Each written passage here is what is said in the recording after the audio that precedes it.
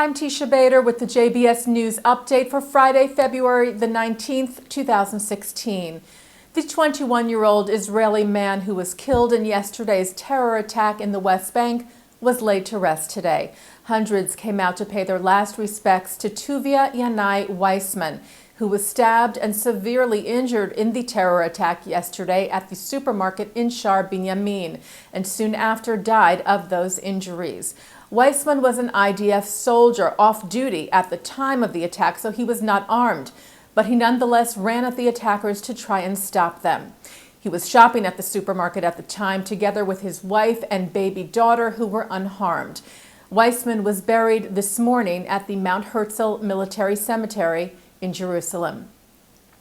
The two Palestinian terrorists who committed the attack were both 14 years of age, named as Omar Rimawi and Ihad Sabah from the Arab village of Beitunia near Ramallah. They were both shot by an armed civilian who had rushed to the scene. Sabah later died of his wounds. Rimawi remains in the hospital. This morning, 2 Israeli border police officers and a civilian were injured in a stabbing attack at Jerusalem's Damascus gate, a site that has seen multiple attacks over the last few weeks. One of the officers was moderately injured, the other sustained light injuries. The civilian was reportedly a 50-year-old Palestinian woman from East Jerusalem who was accidentally hit in the leg by fragments from the shots fired at the terrorist by Israeli security forces. She sustained very light injuries as a result. All were taken to Jerusalem hospitals for treatment.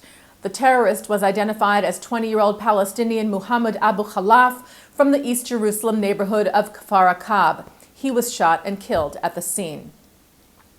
Later today, Ynet reported that in the West Bank, a Palestinian man tried to run over Israeli soldiers with his car near Ramallah, but he was shot before he was able to injure anyone. The incident happened in the town of Silwad, where the soldiers were responding to riots. The would-be attacker received medical attention at the scene, but reportedly died of his injuries. Nazi hunter Beate Klarsfeld was granted Israeli citizenship this week. Klarsfeld, who is not Jewish, was given the citizenship by Israel's Interior Minister Aryeh Deri at a ceremony in Jerusalem. Deri called her a hero who has dedicated her life to the Jewish people. The 77-year-old German journalist, together with her Jewish husband Serge, played a critical role in bringing Gestapo chief of Lyon, Klaus Barbie, among others, to justice. Serge and their son Arno already are Israeli citizens.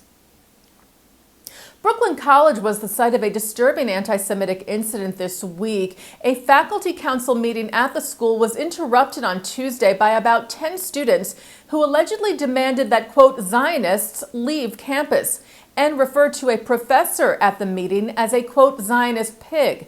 Brooklyn College President Karen Gould and Provost and Senior Vice President for Academic Affairs William Tramontano strongly condemned the incident, and Gould called for an investigation into the conduct of the students and for appropriate actions to be taken. New York Regional Director of the Anti-Defamation League, Evan Bernstein, commended the leaders for their response. Bernstein said the ADL was concerned about the anti-Israel and anti-Semitic hatred at the school, and that incidents like this poison the atmosphere on campus and seek to intimidate Jewish students and, in this instance, faculty. Such abhorrent comments, he said, only serve to divide CUNY, which prides itself on values of inclusivity. Israel's Weizmann Institute of Science and German pharmaceutical giant Merck are partnering in order to battle cancer. Merck announced the new agreement this week that will focus on researching new solutions in the areas of cancer and biotechnology. Merck has partnered with Weizmann in the past, as well as with other Israeli companies and research institutions, resulting in some of their best products. Renowned American painter Frank Stella's work is part of an exhibition that opened today at the Polin Museum of the History of Polish Jews in Warsaw. The abstract works of Stella, who is not Jewish, were inspired by painted wooden synagogues that once stood across Poland, but were destroyed by the Nazis during the Holocaust. The exhibition also features architectural drawings and photographs of the synagogues by Jewish photographer and art historian Shimon Zatzik, who was killed during the Holocaust. Officials at the museum said it was the first time that Stella's work was being shown with the work that inspired him. Frank Stella and the Synagogues of Historic Poland will run through June the 20th. And taking a look now at our programming for tonight on JBS for Friday, February the 19th. Live Shabbat services begin at 6 o'clock, followed by a Shabbat a cappella concert. Then at 8 tonight, U.S. Vice President Joe Biden's remarks from the Union for Reform Judaism's recent biennial in Orlando. At 9, it's the film Love at Second Sight. And at 10:30, it's Musica with Israeli band Subliminal. And that's the JBS News Update for Friday, February the 19th, 2016. I'm Teisha Bader. Shabbat Shalom.